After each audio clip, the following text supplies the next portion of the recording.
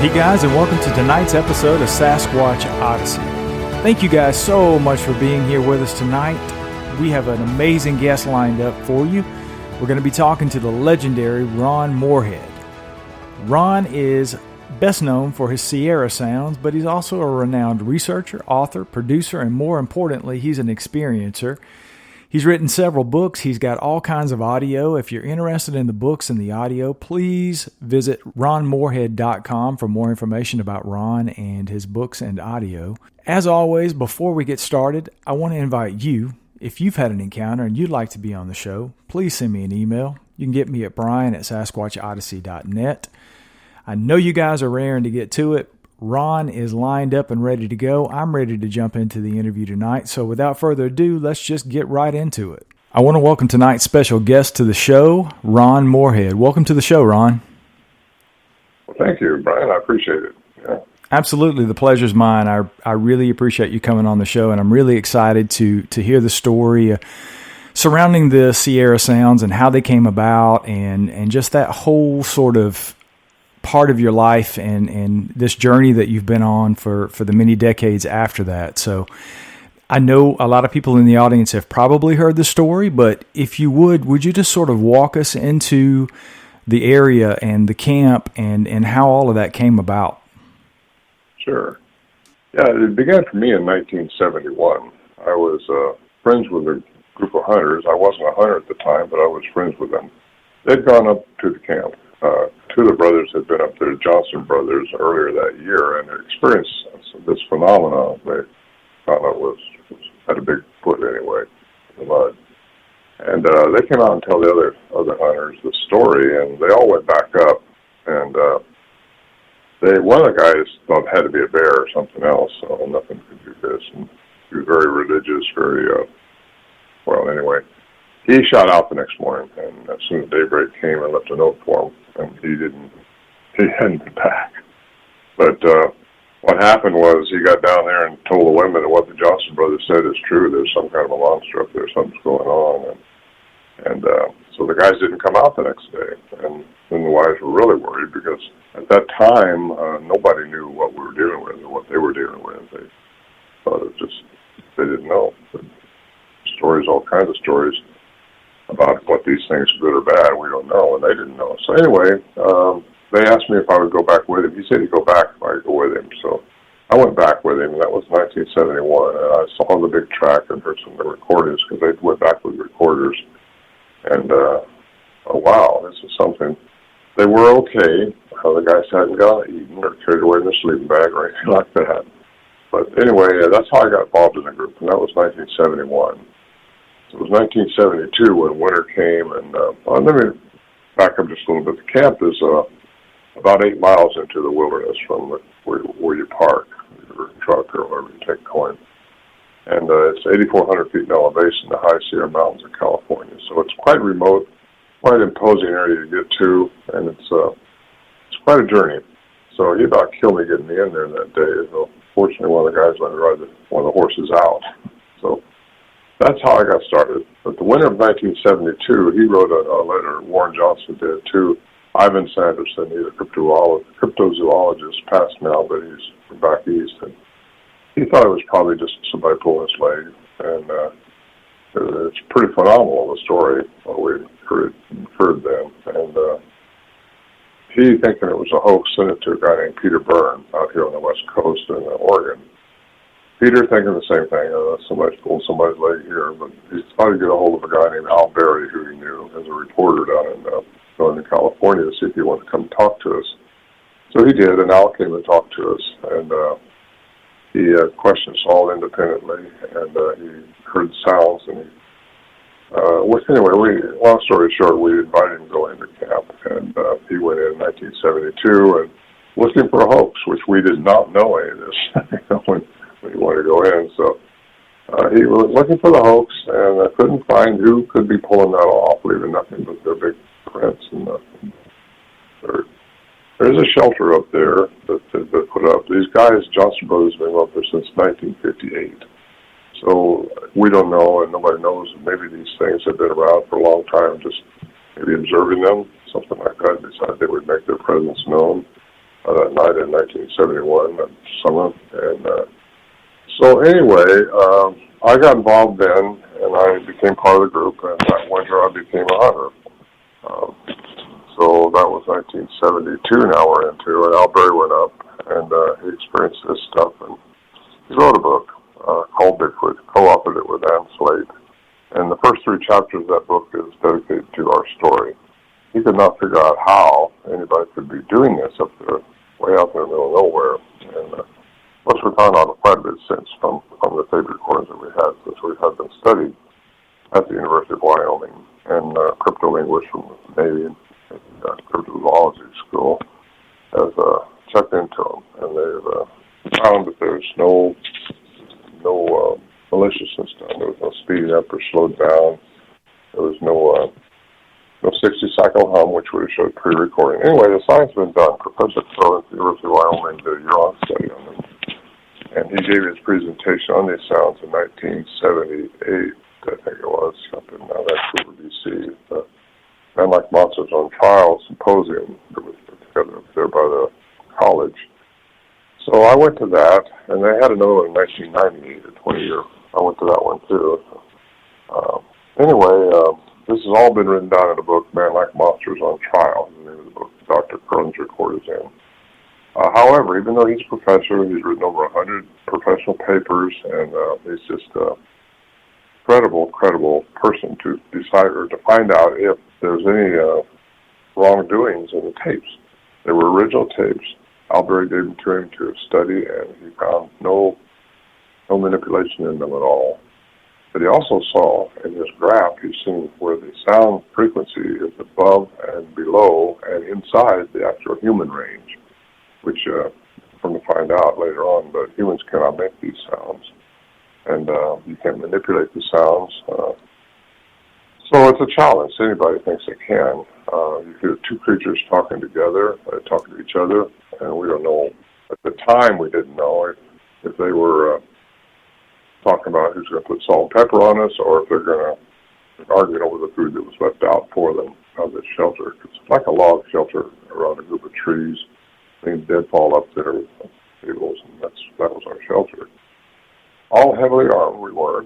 Again, you don't know what you're dealing with. They're still coming around. We never shot at them. Never wanted to, really. And they never crashed through the shelter at us. But I went up there as often as I could in 71 and also in 72. And all the way through. This went on until 1976. We started having encounters and recorded a lot of. All of us were recording. And even though you got a Navy cryptolinguist now who's in 2008, he got a hold of the sounds and thought he heard language in them. Well, we knew they were talking to each other at some type of communication, but it's actually a language by the human definition of language. That makes it pretty unique. A really rapid chatter, as you'll hear in a few minutes when we play one. And they have a morphine stream of words, which means only humans have that, according to Dr. Lieberman at Brown University. Only humans have the vocal mechanism that allows us to have sapient language like we have right now, like I'm talking to you. Other animals, no other animal on the place of this planet is supposed to have that. These things have that, and they're not human. So we get those things right off the bat. That was 72, and on and through. Anyway, that goes on and on and on. Actually, you could play that rapid-fire sound now if people want to hear that, and you'll hear some of the sounds we recorded. This is 1972. Yeah, I'll play that right now for the audience. Okay.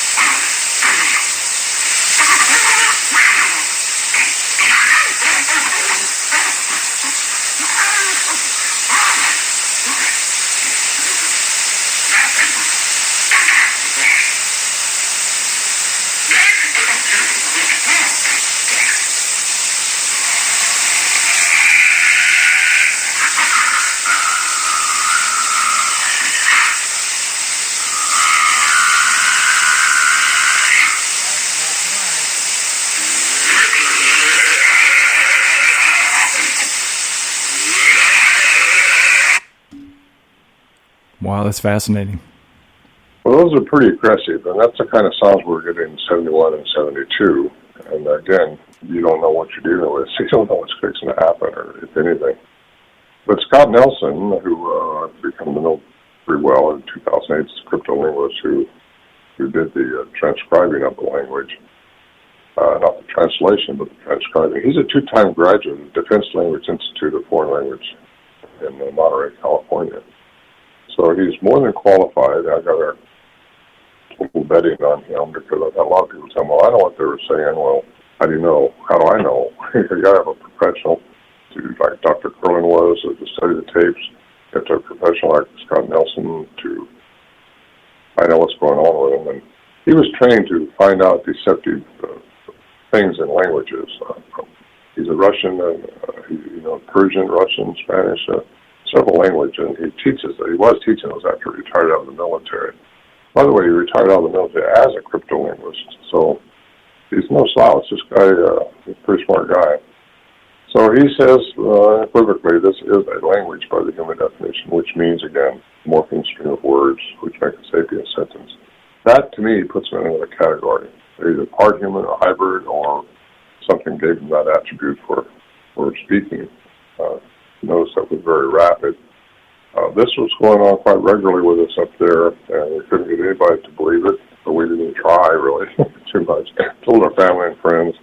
Some of those didn't have a hard time with it. Our cousin went to her deathbed thinking couldn't be, just can't be. Things like that would have been discovered if they were around, because they got to be big. They were huge beings. In fact, we found in the mud, the ones that Johnson found was 19 inches.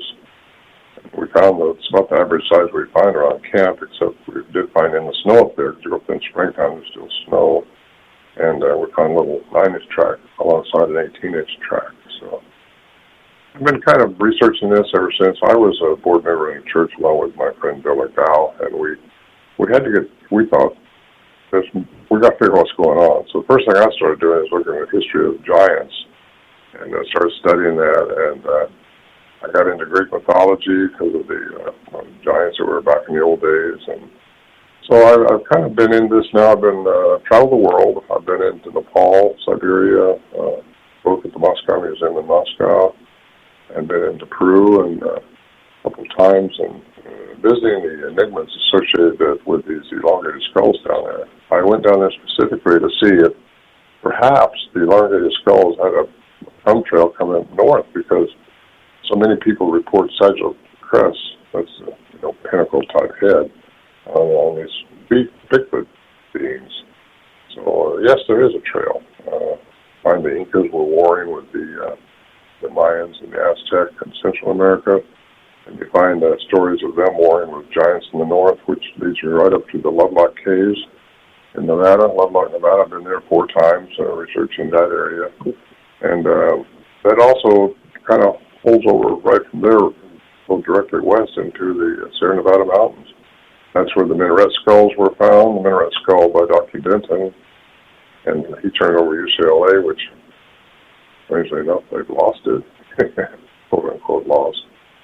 And he also got the Martindale mummies, which were found in Yosemite in 1985, I think it was. Those were sold to Ripley, believe it or not, but that's where the trail stops. You can't find anything about that. There was a mummy is 7 foot tall, bones, and they thought its male counterpart, because it was a female, would have been 8 foot tall. And you got the Awenatchee Native Americans there in the Yosemite area, and they were being harassed by cannibalistic giants. And that's what the Lovelock Cave story was, too, is a cannibalistic giant, red-haired giants. BLM denies it. The museums there deny any artifacts. You can't see it because they can't display it because of the Repatriation Act, I guess they call it. But there are pictures of them, and the Paiutes there firmly believe that that's a true story. Sarah Winnemucker wrote a book about it. In fact, she's got a dress that's supposedly got some of the red-haired giant hair on it, but it was buried with her, I guess, somewhere else. Anyway, we can go on and on, or you can interrupt me with a question anytime you want to. But the importance of language.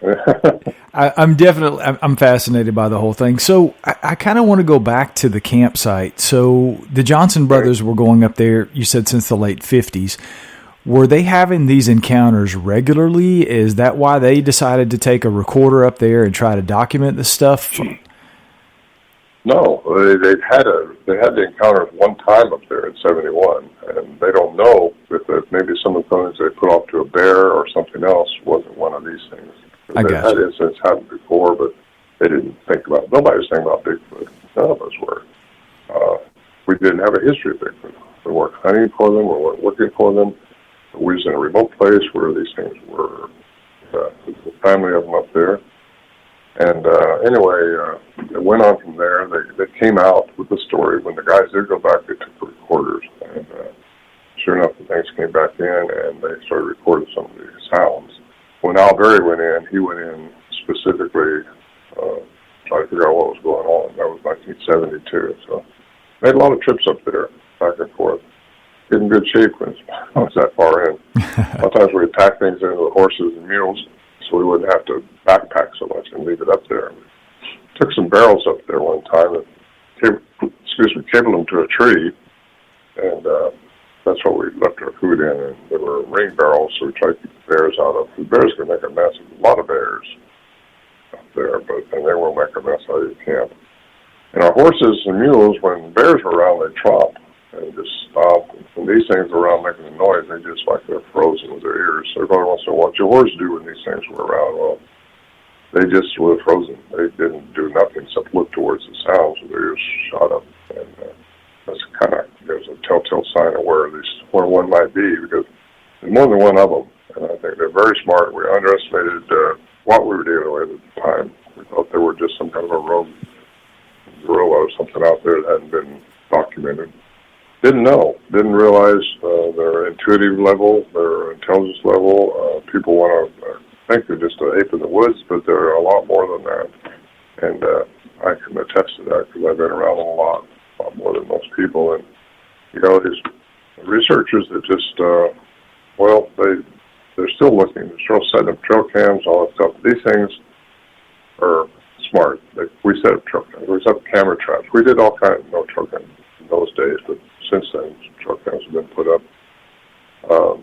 You never catch anything. I think they can sense the energy in batteries and all this stuff.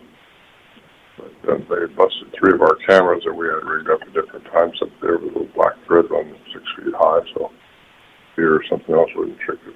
But never got a picture. And that's what people wonder. If all this stuff happened to you, you should have got a picture. Well, no, it's not that easy. And anybody researcher out there thinking it's easy, go out and get a picture of one. It's not that easy. You just don't happen. Now, you got Roger Patterson, Bob Gimlin got that one in '67 on Bluff Creek. But they just lucked up on it. Just walking up the creek. Their horses muffled the sound, evidently, and of the 4-foot hooves of the horse.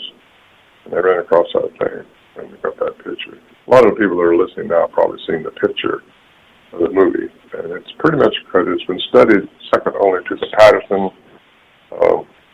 It's been studied second only to the Kennedy assassination, I understand.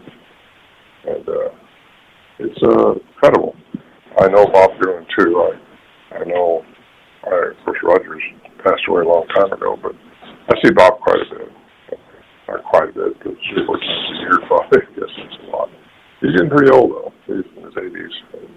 But we all are. I was 29 when it started happening to me, and that was in 1971, so I'll let somebody else do the math on that one. It's been a couple of years since it happened. So yeah. Some of the audience and some of the fans of the show have submitted some questions, and one of the questions, you sort of alluded to it in the beginning, about other physical evidence at the camp. You said you guys had found footprints. Was there any other type of physical evidence left behind with these things? I think one of the fans of the show even asked if they had ever taken deer or anything like that after the hunters had a kill at the camp. They've never taken the deer. We've got tracks underneath the deer. It's in my first book, Voices of Wilderness, but where I took a picture of it, there's tracks on. They will move our deer. They've moved it on the cable we had behind our shelter. In fact, that was done while we were sitting at the stove on the other side of the eating. went back and we had raked out a spot because we knew they were messing with our game, and raked out a spot underneath the carcass. Went back, did all that, and Larry Johnson and I, we decided we'd walk up there and check it out. We walked up there, and there was those 3 tracks were there. That means they were standing there looking over the shelter at us while we're eating. That's kind of spooky sounding. Anyway, as far as other evidence, we found hair that could tell us what it wasn't, what it was. But could not tell us what it was. That in those days didn't have the DNA technology we have nowadays. So really, the only evidence we had was we did find some hair, but again, it's got lost by the wayside after all these 50 years. And the tracks mainly, we cast tracks. We had the tracks. Of course, the biggest deal is the recorded vocalizations, because they've been established scientifically now, and that's a big hurdle to get that stuff done. A lot of people say, well, I've heard sounds just like that. Well, record them, we got lucky. We got lucky. And I say lucky, maybe it was intended for us to do this so we could talk today. I don't know. But there's more to these things. Some people say, oh, they're just flesh and blood animal running out in the woods. Well, yeah, they are flesh and blood. They procreate, they leave footprints, they vocalize, they poop, they eat, they do everything a human does. But when I ask people, no, they're flesh and blood, everything that you see is flesh and blood pretty much. It's animals. But is there more to them than just flesh and blood? So I get into now, could there be a human component to them? Because we, or us humans, can talk, we can do all these things can do. On different levels, they seem to have attributes that we don't have, or at least we haven't learned how to use them.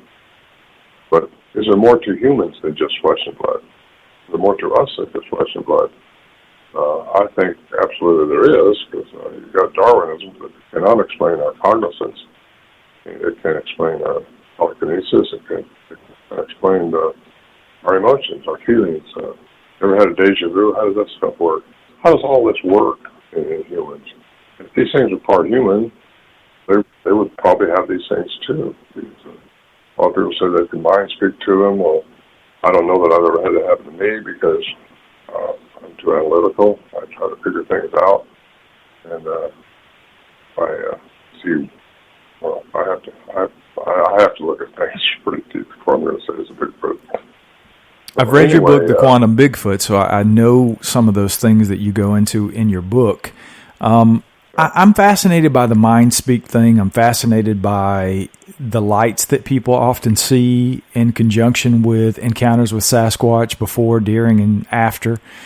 Les Stroud, Survivor Man. I'm actually working to get Les on the show in the fall after he finishes his current project he's working on to talk about some of this stuff. But Les has done interviews, and I've heard him talk about mind speak during an encounter with Sasquatch. And I believe what he says. I believe that he had that experience, and I can't explain it, and I don't think anybody really can, but it fascinates me because I go back and forth in that struggle of it's a flesh and blood creature or there's something more to it. And I'm fascinated by some of your theories on that. But at the end of the day, I don't think anybody really knows. So we're left with what we have, right? The evidence, these sounds that you have and you've put out there for everybody to hear and study, and they've been scientifically proven that they are real, in fact, evidence of the existence of Bigfoot. Let me ask you this, Ron. What do you make of the DNA evidence? What do you make of this? A lot of people theorize there's a government cover-up, that the government knows what Sasquatch is, and there's this big cover-up. What do you think about the DNA evidence and this alleged possible cover-up by the government? Well, Mela Ketchum, she's a geneticist up in Texas, and she did a study years ago and found the mitochondrial DNA, which is the maternal side, was human.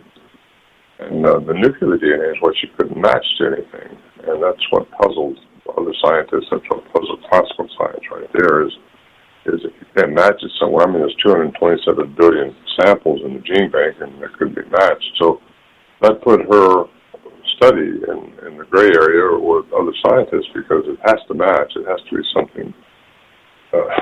Anyway, they give her thumbs down.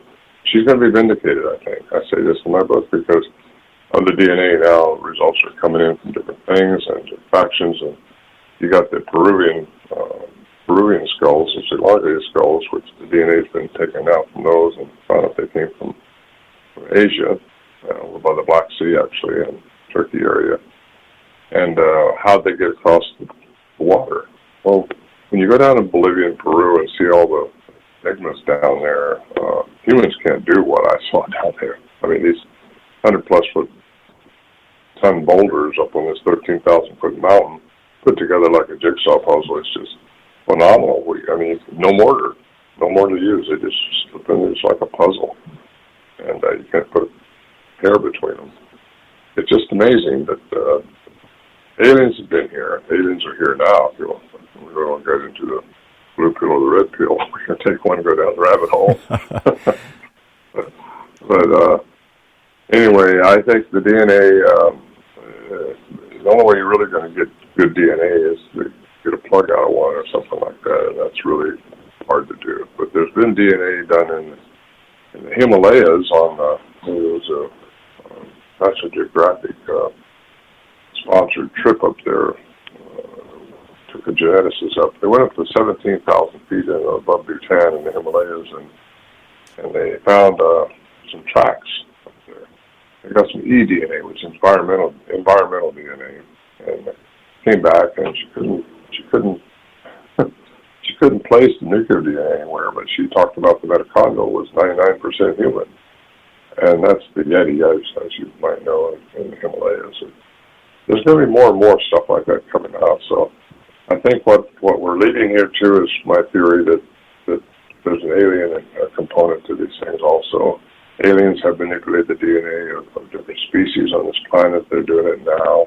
They've done it for eons, and it's just, I think, the way it goes. It makes a lot of sense to me how different species that you got the Egyptians depicting these things with a dog head on them and a human body, and it's just all kinds of things have been drawn on cave art and stuff like that, pictographs, and just if you open your mind up and realize that there's just more going on than what we see, it'll get you into quantum physics a little bit.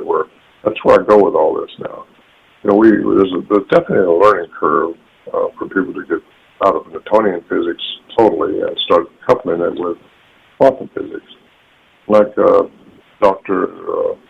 Edgar Mitchell said, he said it takes quantum science and classical sciences together for clear perception. So all I ask people when I talk at these conventions and things is don't restrict yourself with just Newtonian physics. You're really researching, research into quantum physics, because it is how everything in the universe actually works. That will answer a lot of the enigmas that seem to be reported from people about these beings we call Bigfoot. What they're here for, what they're doing is another story altogether, but if you think about it, the inference out the things that were happening to us up there, and I write about these in my book, Voices in the Wilderness, were just outside of classical science. Classical science is predictable and measurable. It's material and it's physical. And quantum physics is uncertainty. Yet it's a science that exists. And if you get into how the brain works, how our cognizant works, how everything really works, how particles can be associated from distances no limit, you realize there's just more going on, and that's how I think telepathy works. That's how I think that mind speak works. It works through the quantum realm, because classical science cannot tell you how that stuff works, and it won't, because everything is measurable, predictable. Quantum physics is not. Actually, Planck, Dr. Planck and Max Planck, he got a Nobel Prize for quantum mechanics in 2018. And he's actually the father of quantum mechanics. You got Einstein, Bohr, Tesla, these different guys, they picked up on it and they realized, yeah, there's something going on. So when you get into quantum science and quantum physics, I was raised religiously, but I'm not religious now. I'm definitely spiritual, as we all are. Because as Stephen Hawking says, the energy cannot die; it can only change forms. So that's if you want to talk religion, that's when you go to heaven, when you change forms. If you want to talk quantum physics, you just change forms, but your energy doesn't die; it just goes somewhere else. And like Tesla said, what one man calls God, another man calls physics, quantum physics. So I like that statement a lot. It's good enough for Tesla, it's good enough for me. and you get into how things really work, and there's a lot of videos on that stuff now that people can see. I've been saying this for years, but now it's really all over the place. You got aliens all over, all kinds of stuff you can watch on TV. You can take it in one ear and put it out the other if you want. It doesn't have to stay in your head, but I suggest if you're researching, just log it up and try to understand that all these people that are saying these strange things are not lying. For a long, long time I interviewed people, and when they told me one disappeared right in front of their eyes, I just threw them out with the bathwater, you know.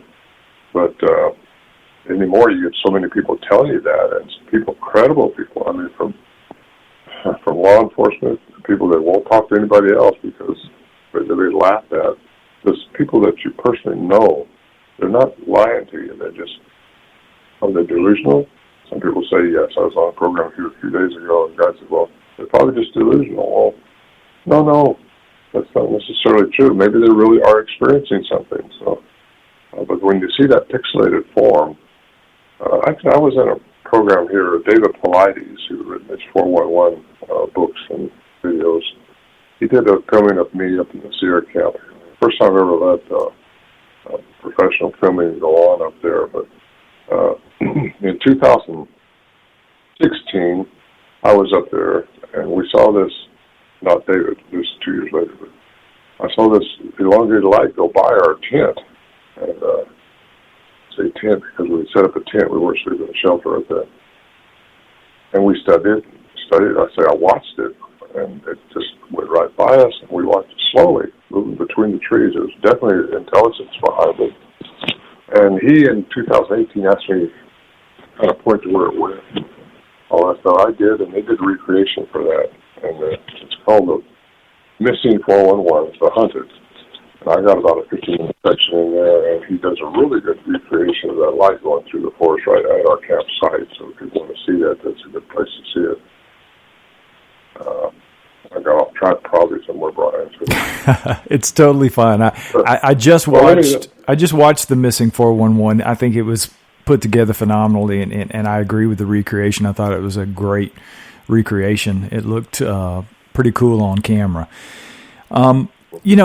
Back to the lights and the alien connection again, if we could. I interview so many people, particularly people who have constant encounters with Sasquatch on or very near their property, and almost without fail, when they have constant contact with Sasquatch, I will say to them, hey, have you seen anything else that's kind of weird, or have you seen any lights? And there's always that pause, and then that, I've seen the lights. I don't want to tell you. Right. And it's and it's fascinating, some of the conversations that I have, like off mic with people. Once the recorder's turned off, I usually get the rest of the story. And that the rest of the story always seems to be way more interesting, at least in my mind. I talked to somebody who had an encounter out in California recently, and he was telling me about he and this girl that he was on a date with. They were sitting there eating some cheese and crackers and just enjoying nature, and boom, they heard this sound. He described it, what sounded like an elephant running through the brush, and out pops a Sasquatch, and he said it looked like it was being chased by a mountain lion. And I just made a mental note. I write notes as I'm doing my interviews, and I came back to that after Richard had told his story, and I said, one of the things that I'm fascinated by in your story, Richard, is you're saying that the Sasquatch was running from something.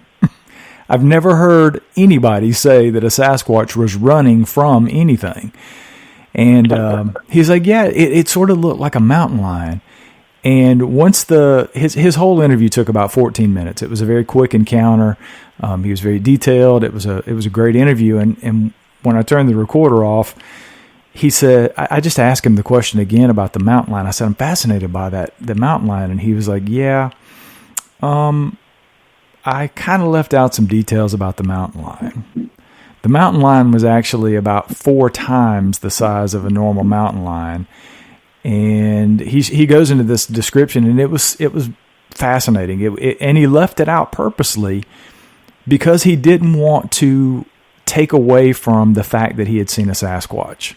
That's my point to this long story is people often leave out those details because if you say you see an alien ship or you see a UFO or you see lights or you see something that's what some people in the quote-unquote Bigfoot community call woo-woo, they immediately discredit what you're saying, you know.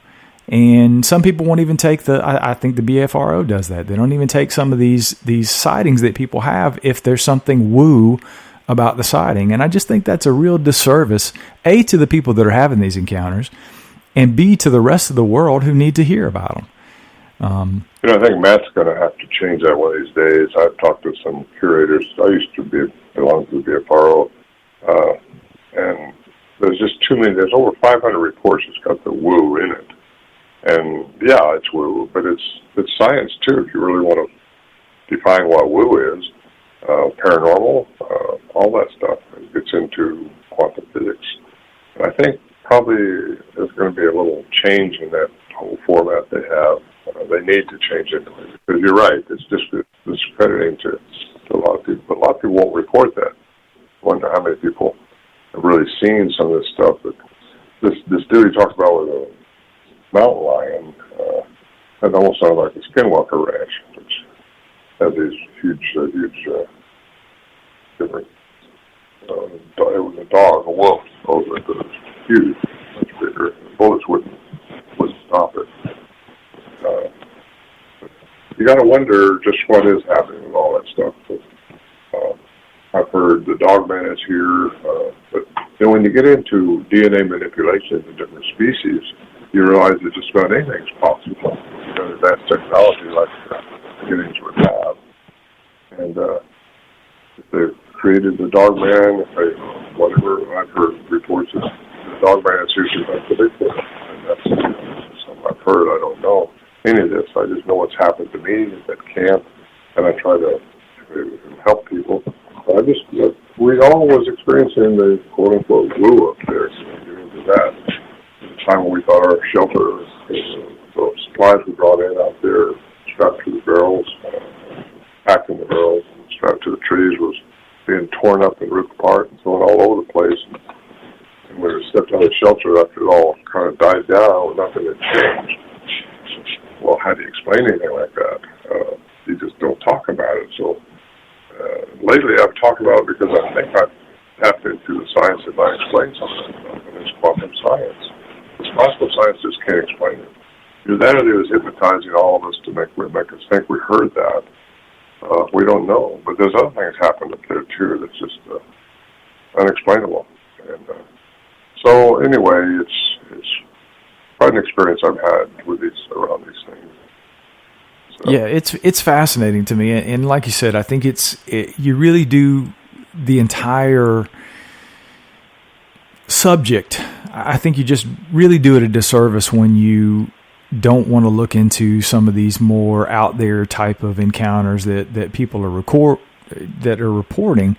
And if you've already got your mind made up that Sasquatch is nothing more than a giant ape, then case is closed at that point. There's nothing else you can learn. There's nothing else you need to know. There's no more reason to go out and knock on trees and scream in the woods. It's a done deal. You're not a researcher. You're not a researcher anymore. If you made up your mind what they are, you're irrelevant as a researcher, I think, because you're never going to get to the bottom of it unless you open up your mind and get out of the box and stop putting yourself in the perimeters of this box. There was a time up there when Warren Johnson and I, we heard one of these things smell outside the shelter. We were really doing this thing, and we thought, well, we're just getting kind of bold, and we jump out of this through the doorway here, which was just a log laying between two trees, and we'll see it run away by the moon at night. 8,400 feet elevation. Those you can read the newspaper. So we jumped out right quick, but nothing ran away where the sound was coming from. We both started walking up there. We was probably 12, 15 feet apart. And we got stopped like a force field. And that's how I rate it. It's just a blockage. You can't move any further forward. And you don't want to go backwards. So he looked at me. We weren't talking to each other. We weren't afraid at that time. We knew they think they was going to eat us. So he said, I don't know about you, but I can't go any further. I said, I can't either. So we're back in the shelter. As soon as we got back in there, this thing was right back making the sounds. So we don't know. I brought this up to a scientist sometime after that, and he said, well, science can't take your fears and work with them like that. That's facts. I said, well, we weren't afraid. There was really something stopping us, but we couldn't see it. He said, well, it had to be infrasound, or perhaps it was pheromones. Well, pheromones only work within the same species, I found, so I pretty much put it in the neighborhood of infrasound. And infrasound's been used for ages by big animals. That's how they communicate over long distances. Elephants use it, big tigers use it, giraffes use it. Hitler used it to control crowds because it can definitely affect human emotions. But then, now that I think these things could be part human, then maybe it was pheromones. I don't know. I just know that we got stopped. It happened to me one other time up there in the woods by myself, walking along, wasn't even thinking about Bigfoot at all. So bam, I got hit. Hair stood up the back of my head. I started looking around, didn't see a thing. But we all don't hear infrasound. We don't hear ultrasound, which is what dogs hear, way up high pitch. We only hear within certain frequencies. Get into quantum physics, everything is a frequency, energy, or vibration. And so we only hear within certain parameters of sound. And it goes right on into our smell, our olfactory sense. We don't smell everything here. A bear's olfactory sense, which is where they smell, is 2,100 times better than a human. That's seen a lot of bear up there, and you better be downwind from or they'll smell you. And even when you're downwind, this wind circling around something, they'll pick it up. They can't see very well. They can stand right not too far from them, they won't see you. I've had a sow and two cubs walk up, probably within, one of the cubs got within about 20 feet of me. All of a sudden, he got away from me. I was downwind from him. And he just jumped up and ran back to his mom, and they all three ran off the opposite direction. But they never saw me. They just smelled me. And we just don't smell in all frequencies. Because if you even smells are frequencies. Lights to me, though, we don't see in all frequencies. So when these people tell me they saw one disappear, did it just go out of our perceptions? I mean, how does something just disappear? Is there a science behind that? Yes, there is a science behind that, and it's called quantum physics. We only see within certain frequencies. And these things can go out of our frequency and into something else. And I think they can do that through a vocal. They're very advanced vocal mechanism. It is very advanced. It's been suggested maybe they have more than 2 vocal cords. If they can reach frequencies and change their matter into energy, that would account for that. And because I've had people tell me the trackways disappeared. I know it's real. I know people that the trackway just stopped, so it had to be a phony. Well, that's what you would think, because it had to leave a track somewhere else. It couldn't just not leave a track. Well, yes, it could just not leave a track. If their matter, which we're all composed of, changed into energy only, which you don't have any density, you won't leave a track anymore. So that's a little possibility. But there's got to be something that accounts for that. A long time I thought maybe it is a hoax, but it happened to me. My daughter had a sighting. We found the trackway. These tracks were 1.5, 2 inches deep. We couldn't even make an impression in it. And all of a sudden they just stopped. And I mean stopped. And I looked up in the trees where this thing had jumped to. I looked all over, and it didn't go anywhere else. So what happens there? And there has to be an answer to anything like that, and I think the answer lies in the science of quantum physics. I agree with you. I think there's definitely more to the story. There's so many accounts that you see like that. There's a couple of prints and then they just disappear. The trackway just completely disappears, and it just doesn't make sense to the person that's looking at it like, well, this has to be a hoax or this is fake, right, whatever. But I agree with you. I think there's a lot more to it. I certainly don't understand it, but I'm open to the possibility that there's more to these things than just being a big giant ape running around in the woods. Because that leads to then, yeah, there's a ton of evidence. I was a police officer for 16 years, and I testified and got a lot of convictions in court based on a whole lot less evidence. And I can tell you now, if Sasquatch was on trial by a jury of 12, Sasquatch would be in jail. There's plenty of evidence. There's plenty of evidence that says these things exist, but I mean, what do you think it's going to take, Ron? Is it going to take a body? I think it's going to take our government to just say they're out there, because I think our government knows about it. It's a cover-up because I think there is an alien involvement, and they can't even really. They can only say so much without going against what they. Hang on a second, I got it. Battery going down here. But yeah, there's a cover up, and it's going to throw a kink into religions. It's going to throw a kink into Darwinism.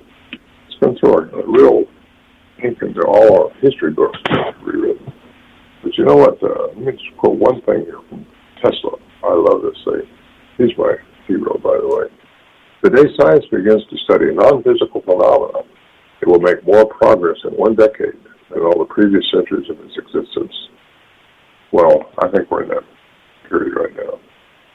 We're discovering non-physical phenomena. Galileo proclaimed the Earth circled around the sun and was put on house arrest for the remainder of his life for heresy. Well, the Earth does go around the sun. So that's, it's who's in charge of history and who's in charge of our government is who's going to tell you what to believe and what not to believe and what to do. And I think a lot of people kind of agree with me on that one.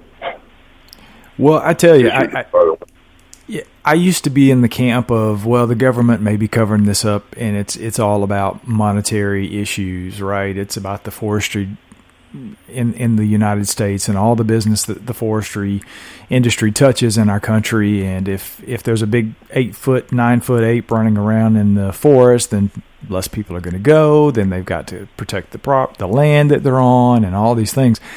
But over the years, I've definitely evolved, and I've decided that it's less about money, and I think it's more about what you're talking about. I think there's a whole lot more to these things than we know, and I think that's the big reason that our government is choosing to cover it up. And I don't know what it's going to take for that to be resolved, other than a body, because I do believe people have shot these things throughout history. I think they've been killed. I think there's plenty of documentation out there that it's happened. We just haven't gotten the body to say, okay, science, here you go.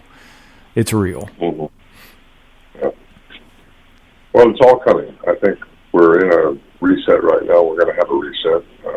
The way the world economy has fell apart from this COVID thing that happened. And I think the whole world is ready for a reset. And I say a reset is like rebooting your computer, starting over. When you have to trade a chicken for a tooth filling or something. I don't know. But, I think our monetary system is going to have to change. A lot fixing to happen to us in the next few years, and if not sooner. We've got some major events taking place on this earth now, and I think just because the government's finally acknowledged that UFOs are out there and that they've been coming in for years. Well, I knew that from my trips around where I've been. The alien presence have been, I've seen the remains of them. And when our government now has acknowledged, even Trump started the Space Force, and I don't know if Biden's going to keep that or what he's going to do, but there's just a reason for all that. There's a lot of stuff that's known that we just aren't privy to in this little world that we live in out here.